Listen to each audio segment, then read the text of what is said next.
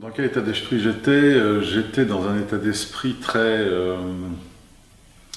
mixé. J'avais quitté mon foyer et j'ai entendu parler de nouveaux guerriers. J'en ai animé beaucoup des week-ends, j'ai animé des formations toute ma vie. Et je veux dire que là, ce que j'ai vu, c'est une extrême qualité, avec énormément de créativité et en même temps un rythme effréné.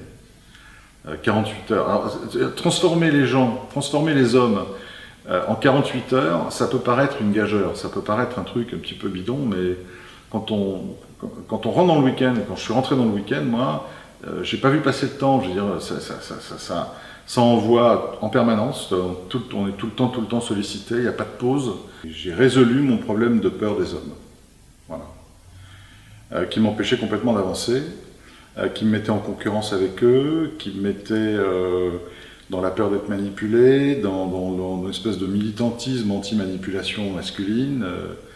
J'ai ressenti un amour inconditionnel de la part d'hommes, ce que j'avais jamais vécu avant. Ça a été un choc fabuleux. Il y a beaucoup d'hommes qui se croient des vrais hommes parce qu'ils sont durs, etc. Mais qui finalement vont dans le mur à un moment. Il y a des accidents de vie comme ça, et bien souvent c'est de ne pas s'être connecté avec sa colère, d'avoir comprise, en avoir déterminé la source, pouvoir en parler, ne pas se laisser manipuler par ses propres émotions. C'est-à-dire que quand je suis en colère, je conscientise que je suis en colère. Quand je suis triste, je me laisse aller à la tristesse, je sais que je suis triste. Je ne suis plus dans le déni d'émotion. Voilà. J'ai récupéré une confiance que je n'avais pas avant.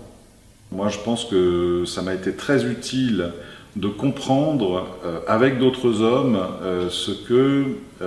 quel était mon rôle, quelle était ma mission d'homme. Voilà, donc oui, je pense que c'est extrêmement utile. Bien sûr, tout le monde devrait faire ce week-end, évidemment.